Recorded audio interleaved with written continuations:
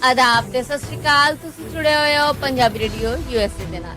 Punjabi radio USA दे national अते international radio network दे नाल साडे सब डिजिटल प्लेटफॉर्म जिन्हां च फेसबुक, यूट्यूब, इंस्टाग्राम अते टिकटॉक ते सब इक ने सुनने वाले नु अपडेट पाकिस्तान च जी आयां नु आखने आ। मैं हां आप सब दे नाल मौजूद परवीन मसूद ते मेरे नाल साथ देने लई मौजूद ने मसूद मलिक जी।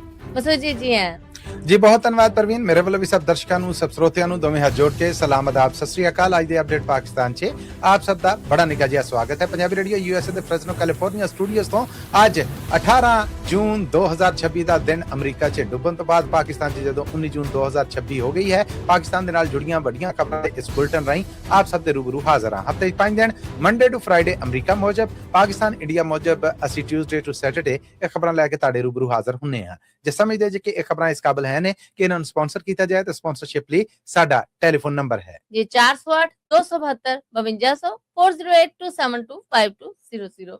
बाद में खबरां ले ईरान अमेरिका समझौता डिजिटल साइन हो गए, जनेवा इकट्ठ नहीं हो रहा। पाकिस्तान ने सरकारी पद्धर ते शहबाज शरीफ दा फेरा कैंसल होने का ऐलान कर दिया जी। कल तक ਦੇ ਤੈਅ ਸੀਗਾ ਕਿ ਪ੍ਰਾਈਮ ਮਿਨਿਸਟਰ ਸ਼ਹਿਬਾਜ਼ ਸ਼ਰੀਫ ਹੁਣੇ ਵੀ ਜਾ ਰਹੇ ਨੇ, ਪਾਕਿਸਤਾਨੀ ਫੌਜ ਮੁਖੀ ਵੀ ਜਾ ਰਹੇ ਨੇ, ਰੌਣਕ ਸੱਜੇਗੀ, ਉੱਥੇ ਸਭ ਕੁਝ ਹੋਏਗਾ। ਉੱਥੇ ਪਾਕਿਸਤਾਨ ਨੇ ਜਿਹੜਾ ਕਿਰਦਾਰ ਨਿਭਾਇਆ ਇਸ ਸਮਝੌਤੇ ਦੇ ਵਿੱਚ, ਦੁਨੀਆ ਮੰਨਦੀ ਏ ਇਹਨੂੰ, ਪਸੰਦ ਕਰੀਏ ਨਾ ਕਰੀਏ, ਕਿਸੇ ਨੂੰ ਚੰਗਾ ਲੱਗੇ ਨਾ ਲੱਗੇ, ਹਕੀਕਤ ਇਹ ਹੈ ਕਿ ਪਾਕਿਸਤਾਨ ਨੇ ਜਿਹੜਾ ਕਿਰਦਾਰ ਨਿਭਾਇਆ ਆ ਇਹਨੂੰ ਹੁਣ ਨਾ ਚਾਹੁੰਦੇ ਹੋਇਆ ਵੀ ਕੁਝ ਮੁਲਕਾਂ ਨੂੰ ਮੰਨਣਾ ਪੈ ਰਿਹਾ ਆ। ਸੋ ਉੱਥੇ ਪਾਕਿਸਤਾਨ ਬਤੌਰ ਸਾਲਸ ਵਿਚੋਲਾ ਜਾਂ ਜੋ ਵੀ ਤੁਸੀਂ ਨਾਂ ਦੇ ਲਵੋ ਉਹ ਕਿਰਦਾਰ ਜਿਹੜਾ ਨਿਭਾਇਆ ਉਹਦੇ ਕਾਰਨ ਮੌਜੂਦ ਹੋਣਗੇ। ਪਰ ਡੋਨਲਡ ਟਰੰਪ ਹੋਣਾ ਨੇ ਡਿਜੀਟਲ ਸਾਈਨ ਕਰ ਦਿੱਤੇ, ਫਿਰ ਮਸੂਦ ਪਸ਼ਿਜ਼ਗਿਆਨ ਜਿਹੜੇ ਪ੍ਰੈਜ਼ੀਡੈਂਟ ਨੇ ਈਰਾਨ ਦੇ ਉਹਨਾਂ ਨੇ ਡਿਜੀਟਲ ਸਾਈਨ ਕਰ ਦਿੱਤੇ, ਤੇ ਉੱਥੇ ਜਿਹੜਾ ਅਜ਼ਾਮਨ ਜਾਂ ਸਾਲਸ ਜਿਹੜਾ ਹੁੰਦਾ ਜਾਂ ਵਿਚੋਲਾ ਜਿਹੜਾ ਹੁੰਦਾ ਉਹਦੇ ਸਾਈਨ ਸ਼ਹਿਬਾਜ਼ ਸ਼ਰੀਫ ਹੋਣਾ ਨੇ ਕਰਕੇ ਐਂਡ ਡਿਸਪਲੇ ਕਰਕੇ ਇੱਕ ਵੀਡੀਓ ਜਿਹੜੀ ਉਹ ਸਰਕਾਰੀ ਪੱਧਰ ਤੇ ਹੈ ਜਿਹੜੀ ਉਹ ਪਾਕਿਸਤਾਨੀ ਸਰਕਾਰ ਵੱਲੋਂ ਜਾਰੀ ਕੀਤੀ ਗਈ, ਸਟੇਟ ਟੀਵੀ ਵੱਲੋਂ ਵੀ ਕੀਤੀ ਗਈ, ਪ੍ਰਾਈਮ ਮਿਨਿਸਟਰ ਆਫਿਸ ਵੱਲੋਂ ਵੀ ਕੀਤੀ ਗਈ। ਪ੍ਰਾਈਮ ਮਿਨਿਸਟਰ ਆਫਿਸ ਵੱਲੋਂ ਹੋਈ ਤੇ ਫਿਰ ਸਟੇਟ ਟੀਵੀ ਔਰ ਬਾਕੀ ਸਾਰੇ ਮੀਡੀਆ ਨੇ ਉਹ ਕੀਤੀ।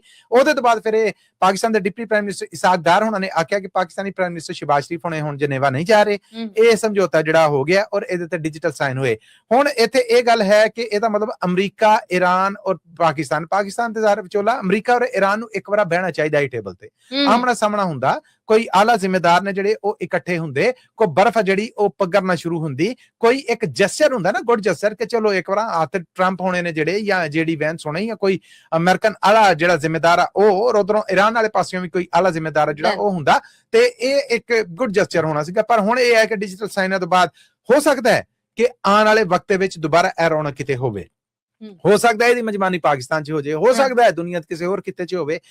ਹਜੇ ਇਹ ਨਹੀਂ ਕਿ ਇਹ ਕੈਂਸਲ ਕਰ ਦਿੱਤੀ ਗਈ ਤੇ ਹੋਣੀ ਨਹੀਂ ਗਈ ਹੈ, ਹੋ ਸਕਦਾ ਕਿਤੇ ਬੈਨ ਖਲੋਣ ਹੋ ਜਾਵੇ, ਹੋ ਸਕਦਾ ਕਿਸੇ ਇਕੱਠ 'ਚ ਆਮਣਾ ਸਾਹਮਣਾ ਹੋ ਜਾਵੇ, ਪਰ ਫਿਲਹਾਲ ਇਹ ਐਲਾਨ ਕਰ ਦਿੱਤਾ ਗਿਆ ਕਿ ਪ੍ਰਾਈਮ ਮਿਨਿਸਟਰ ਜਨੇਵਾ ਨਹੀਂ ਜਾ ਰਹੇ। ਪੈਟਰੋਲੀਅਮ ਲੇਵੀ ਰਾਹੀਂ ਫੈਡਰਲ ਸਰਕਾਰ ਸੂਬਾ ਸਰਕਾਰਾਂ ਨਾਲ ਧੱਕਾ ਕਰ ਰਹੀ ਹੈ, ਸਾਰਾ ਮਾਲ ਆਪ ਹਜ਼ਮ ਕਰ ਰਹੀ ਹੈ, ਸੂਬਿਆਂ ਨੂੰ ਹਿੱਸਾ ਨਾ ਦੇਣਾ ਆਇਨ ਸ਼ਿਕਨੀ ਹੈ, ਇਹ ਆਖਣਾ ਹੈ ਜੀ ਬਿਲਾਵਲ ਭੁੱਟੋ ਜ਼ਰਦਾਰੀ ਹੋਰਾਂ ਦਾ। ਇਹ ਗੱਲਾਂ ਇਲੈਕਸ਼ਨ ਤੋਂ ਪਹਿਲਾਂ, ਬਜਟ ਤੋਂ ਪਹਿਲਾਂ ਕਿਉਂ ਨਾ ਹੋਈਆਂ?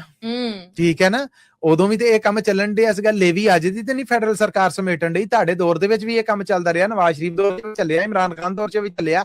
ਹੁਣ ਆ ਕੇ ਰੌਲਾ ਇਹ ਬਣਿਆ ਕਿ NFC ਅਵਾਰਡ ਹੈ ਨਾ ਜਿਹੜਾ, ਜਿਹਦੇ 'ਚ ਸੂਬਿਆਂ ਦਾ ਹਿੱਸਾ ਹੈ, ਇਹਦੇ 'ਚ 18ਵਾਂ ਬਦਲਾਅ ਜਿਹੜਾ ਉਹਦਾ ਰੌਲਾ ਪਾਉਣ ਡੇ। ਹੁਣ ਕੁਝ ਹਲਕੇ ਨੇ ਪਾਕਿਸਤਾਨ 'ਚ ਸਿਆਸੀ ਜਿਨ੍ਹਾਂ ਨੂੰ ਇਹ ਵਾਰਾ ਨਹੀਂ ਖਾਂਦਾ ਕਿ ਕਨਸਟੀਟਿਊਸ਼ਨ ਦਾ 18ਵਾਂ ਬਦਲਾਅ ਹੈ ਜਿਹੜਾ ਉਹ ਉਦਾਂ ਤਾਂ 26-27 ਤੱਕ ਪੜ ਗਿਆ ਨਾ, ਇਹ 28ਵਾਂ ਜਿਹੜਾ ਹੈ ਸੀਗਾ ਜਿਹੜਾ ਬਦਲਿਆ ਗਿਆ, ਇਹਦੇ 'ਚ ਚੇਂਜਸ ਨੇ ਜਿਹੜੀਆਂ ਇਹ ਹੋਣ। ਹੁਣ ਉਹਨਾਂ ਨੇ ਆਖਿਆ ਹੈ ਕਿ ਪੈਟਰੋਲ ਪੂਰੇ ਪਾਕਿਸਤਾਨ 'ਚ ਵਿਕਦਾ, ਡੀਜ਼ਲ ਪੂਰੇ ਪਾਕਿਸਤਾਨ 'ਚ ਵਿਕਦਾ, ਗੈਸ, ਮਿੱਟੀ ਦਾ ਤੇਲ ਯਾਨੀ ਆਇਲ ਪ੍ਰੋਡਕਟਸ ਪੂਰੇ ਪਾਕਿਸਤਾਨ 'ਚ ਵਿਕਦੀਆਂ, ਇਹਨਾਂ ਉੱਤੇ ਜਿਹੜਾ ਲੇਵੀ ਟੈਕਸ ਹੈ ਉਹ ਫੈਡਰਲ ਟੈਕਸ ਹੈ।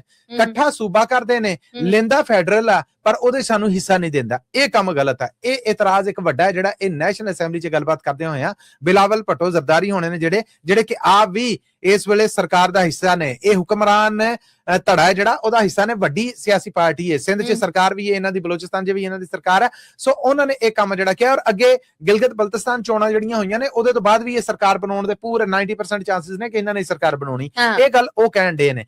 ਗੱਲ ਇਹ ਹੈ ਕਿ ਤੁਸੀਂ ਆਪਣੇ ਇਤਿਹਾਦੀਆਂ ਦੇ ਨਾਲ ਗੱਲ ਕਹਿ ਕੇ ਤੇ ਇਹਨੂੰ ਸਾਰੇ ਨੂੰ ਮਨਾ ਬਣੂ ਲੈਂਦੇ, ਪਰ ਗੱਲ ਇਹ ਹੈ ਕਿ ਹਰ ਨੰਗ ਦਾ ਦਿਨ ਹੈ ਜਿਹੜਾ ਉਹ ਇੱਕ ਟਨੋਰ ਪੂਰਾ ਕਰ ਰਿਹਾ ਆ। ਆਪਣੀ ਸਿਆਸਤ ਵੀ ਤੇ ਚਮਕਾਉਣੀ ਹੈ, ਰਾਜ ਉੱਕਾ ਪੁੱਕਾ ਤੇ ਨਹੀਂ ਕਿਸੇ ਨੂੰ ਦੇ ਦਿੱਤਾ। ਆਉਣ ਵਾਲੇ ਵਕਤ ਦੇ ਵਿੱਚ ਆਪ ਵੀ ਤੇ ਚੋਣਾਂ 'ਚ ਉਤਰਨਾ, ਉਹ ਕੋਈ ਇਸ਼ੂ ਤੇ ਹੋਣਗੇ, ਕੋਈ ਇਤਰਾਜ਼ ਤੇ ਹੋਣਗੇ ਕਿ ਜੀ ਅਸੀਂ ਤੇ ਮਜਬੂਰੀ ਨਾਲ ਉਹਨਾਂ ਬੈਠੇ, ਅਸੀਂ ਤੇ ਮਜਬੂਰੀ ਦੀ ਸਰਕਾਰ ਬਣਾਈ, ਅਸੀਂ ਤੇ ਮਜਬੂਰੀ ਦਾ ਇਤਾਅਤ ਕੀਤਾ, ਸਾਡੇ ਤੇ ਨਜ਼ਰੀਏ ਬੜੇ ਨੇ, ਤੁਸੀਂ ਸਾਨੂੰ ਵੋਟ ਦਵੋ, ਇਹ ਵੇਖੋ ਸਾਡੇ ਨਜ਼ਰੀਏ ਨੇ। ਸੋ ਇਹ ਕੁਝ ਵਿਖਾਉਣ ਵਾਲੇ ਕਾਰਡ ਨੇ ਜਿਹੜੇ ਖੇਡੇ ਜਾ ਰਹੇ। ਮੈਂ ਮੁਬਸਰ ਤੇ ਨਹੀਂ ਹੈ ਨਾ, ਮੈਂ ਸਿਆਸੀ ਪੰਡਤ ਹਾਂ, ਇੱਕ ਪੱਤਰਕਾਰ ਦੇ ਤੌਰ ਤੇ ਇਹ ਕੰਮ ਹਰ ਵਾਰੀ ਅਸੈਂਬਲੀ 'ਚ ਹੁੰਦਾ ਹੈ। ਜਿਹੜੀ ਵੀ ਸਰਕਾਰ ਹੋਏਗੀ, ਜੇ ਇਤਿਹਾਦੀ ਹੋਏਗੀ, ਯਾਨੀ ਕੁਝ ਸਿਆਸੀ ਪਾਰਟੀਆਂ ਰਲ ਕੇ ਬਣਾਈ ਹੋਏਗੀ, ਤੇ ਉਹਨਾਂ ਦੇ ਇਤਿਹਾਦੀ ਨੇ ਜਿਹੜੇ ਉਹ ਜਦੋਂ 2-2.5 ਸਾਲ ਨਿਕਲਣਗੇ ਉਹਨਾਂ ਦੇ ਇਤਰਾਜ਼ ਉੱਠਣ ਡੈ ਪੈਂਦੇ ਨੇ। ਉਸ ਤੋਂ ਪਹਿਲੇ ਜਿਹੜੇ ਇਤਰਾਜ਼ ਹੁੰਦੇ ਨੇ ਕਿ ਦੇਖੋ ਜੀ ਸਾਡੇ ਨਾਲ ਤੁਸੀਂ ਇਦਾਂ ਮੇਨ ਤੋਲ ਆ ਜਿਹੜਾ ਉਹ ਮਿਣਿਆ ਸੀਗਾ, ਸਾਨੂੰ ਸਾਡਾ ਰਾਈਟ ਦਿਓ, ਨਹੀਂ ਲੱਭਾ ਉਹਦੇ ਤੇ ਰੋਲੇ ਬਣਨਗੇ, ਲੱਭ ਗਿਆ ਤੇ ਉਸ ਤੋਂ ਬਾਅਦ ਫਿਰ ਹੁੰਦਾ ਹੈ ਕਿ ਹੁਣ ਅਸੀਂ ਆਪਣੀ ਸਿਆਸੀ ਟੋਕਰੀ ਬਚਾਉਣੀ ਕਿੱਦਾਂ, ਸਾਡੀ ਸਿਆਸਤ ਕਿੱਧਰ ਗਈ। ਇਹ ਆਪਣੀ ਸਿਆਸਤ ਬਚਾਉਣ ਦਾ ਇੱਕ ਹਰਬਾ ਹੈ। ਹੋਰ ਇਸ ਬਿਆਨ ਨੂੰ ਮੈਂ ਇਹ ਕਹਾਂ ਕਿ ਜੀ ਇਹ ਤਾਂ ਆਵਾਮ ਦਾ ਭਲਾ ਹੋਏਗਾ, ਹਾਂ ਜੇ ਸੂਬਿਆਂ ਨੂੰ ਉਹਨਾਂ ਦਾ ਹੱਕ ਦੇ ਦਿੰਦੀ ਹੈ ਫੈਡਰਲ ਸਰਕਾਰ ਤੇ ਠੀਕ ਹੈ, ਪਰ ਮੈਨੂੰ ਇਹ ਹੈ ਕਿ ਇਹ ਇਤਰਾਜ਼ ਇਸ ਤੋਂ ਪਹਿਲਾਂ ਕਿਉਂ ਨਾ ਚੁੱਕਿਆ ਗਿਆ। ਮਰਦਾਨ ਗੁਰੂ ਘਰ ਤੇ ਫਾਇਰਿੰਗ ਕਰਕੇ 70 ਵਰਿਆਂ ਦੇ ਮੀਆਂ ਬੀਵੀ ਨੂੰ ਕਤਲ ਕਰਨ ਵਾਲਾ ਗ੍ਰਿਫਤਾਰ। ਸੁਣਿਆ ਆਪ ਵੀ ਪੁਲਿਸ ਵਾਲਾ ਸੀ ਤੇ ਉੱਥੇ ਹੀ ਡਿਊਟੀ ਕਰਦਾ ਸੀ। ਬਿਲਕੁਲ ਪ੍ਰਵੀਨ, ਇੱਕ ਵੱਡੀ ਖਬਰ ਜਿਹੜੀ ਹੈ ਬਰਤਾਨਵੀ ਮੀਡੀਆ 'ਚ ਇੰਡੀਪੈਂਡੈਂਟ ਨਿਊਜ਼ ਏਜੰਸੀ ਹੈ ਜਿਹੜੀ ਉਹਦੇ ਵੱਲੋਂ ਸਾਹਮਣੇ ਆਈ ਹੈ ਕਿ ਇਹ ਬੰਦਾ ਹੈ ਜਿਹੜਾ ਇਹਦਾ ਨਾਂ ਸ਼ੇਰਸ਼ਾਹ ਦੱਸਿਆ ਗਿਆ ਹੈ। 15 ਮਹੀਨੇ ਤੱਕ ਇਸ ਗੁਰੂ ਘਰ ਦੇ ਵਿੱਚ ਇਹ ਸਿਕਿਉਰਿਟੀ ਦੀ ਡਿਊਟੀ ਆਪਣੀ ਜਿਹੜੀ ਉਹ ਕਰਦਾ ਰਿਹਾ ਆ।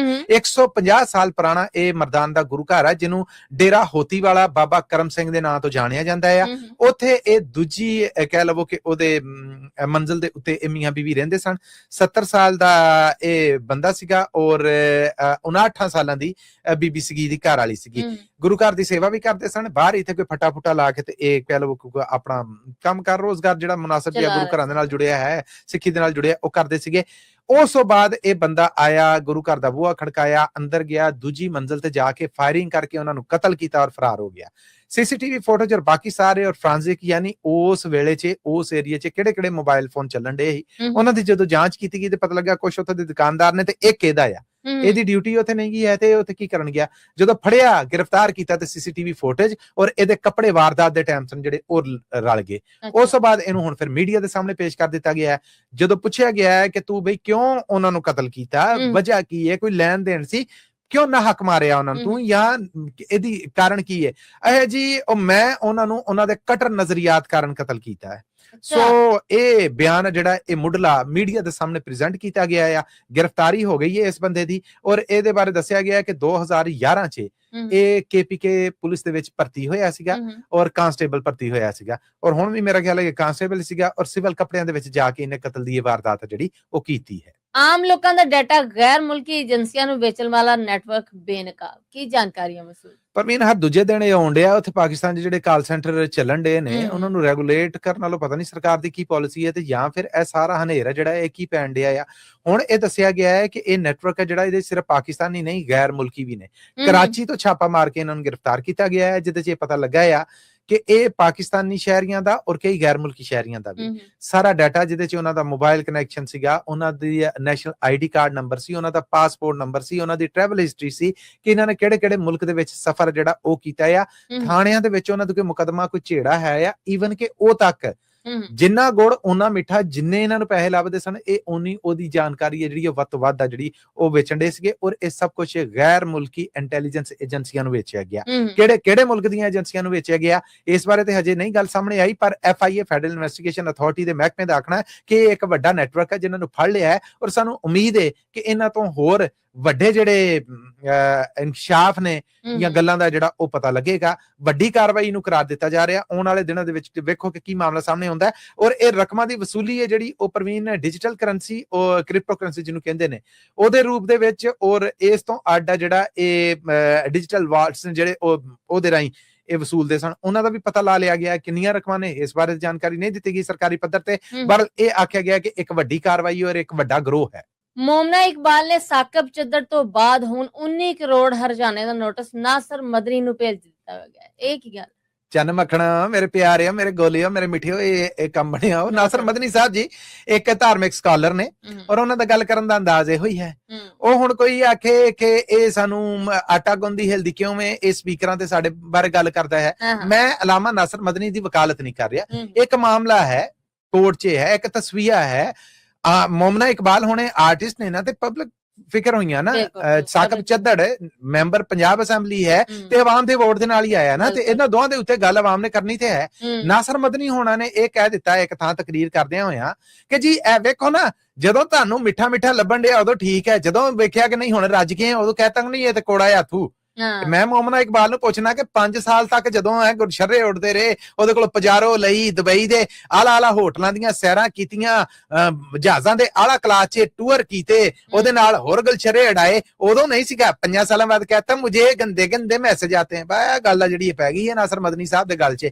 ਔਰ ਇਹਦੇ ਤੇ ਫਿਰ ਮੋਮਨਾ ਇਕਬਾਲ ਉਹਨਾਂ ਨੇ ਲੀਗਲ ਨੋਟਿਸ ਘੱਲਿਆ ਆ 19 ਕਰੋੜ ਰੁਪਏ ਦਾ ਕਿ 7 ਦਿਨਾਂ ਦੇ ਵਿੱਚ ਲਾਮਾ ਨਾਸਰ ਮਦਨੀ ਹੋਣੇ ਜਾਂ ਤੇ ਮਾਫੀ ਮੰਗਣ ਜਾਂ ਇਹ 19 ਕਰੋੜ ਰੁਪਇਆ ਜਿਹੜਾ ਉਹ ਭਰਨ। ਵਕੀਲ ਵੱਲੋਂ ਲੀਗਲ ਨੋਟਿਸ ਆਇਆ, ਨਾਲ ਹੀ ਫਿਰ ਮੋਮਨਾ ਨੇ ਇੱਕ कह लो कि पोस्ट की थी जिसे आख्या है नासर मदनी साहब आपने मेंबर पर बैठकर मुझ पर तोहमत लगाई है और तोहमत को हवा दी है। मैं दुनिया और आखिरत दोनों अदालतों में ये मुकदमा जीत जाऊंगी, लेकिन आप अल्लाह की अदालत में ये मुकदमा हार जाएंगे, क्योंकि इन इल्जामात में कितनी सच्चाई है ये मैं जानती हूं, मेरा रब जानता है। मैं आपको बता देना चाहती हूं कि मैं आपको माफ नहीं करूंगी। शायद आपको खौफे खुदा नहीं, लेकिन याद रखें कि इस्लाम में बगैर सबूत के किसी पर इल्जाम लगाना और उसकी इज्जत और वकार को नुकसान पहुंचाना बहुत बड़ा गुनाह है। नाल ही फिर कुरान दी एक आयत दा हवाला उन्होंने दिता है मोमना इकबाल होना ने, जिहदे च आख्या जांदा है कि ਉਹ ਲੋਕ ਜਿਹੜੇ ਪਾਕ ਦਾਮਨ ਲੋਕਾਂ ਦੇ ਉੱਤੇ ਤੋਹਮਤ ਲਾਣ ਔਰ ਫਿਰ ਆਪਣੀ ਇਸ ਤੋਹਮਤ ਜਾਂ ਇਲਜ਼ਾਮ ਦੇ 4 ਗਵਾਹ ਪੇਸ਼ ਨਾ ਕਰ ਸਕਣ, ਉਹਨਾਂ ਨੂੰ 80 ਕੋੜੇ ਮਾਰੋ ਔਰ ਉਹਨਾਂ ਦੀ ਗਵਾਹੀ ਕਿਸੇ ਵੀ ਮਾਮਲੇ ਦੇ ਵਿੱਚ ਕਬੂਲ ਨਾ ਕਰੋ।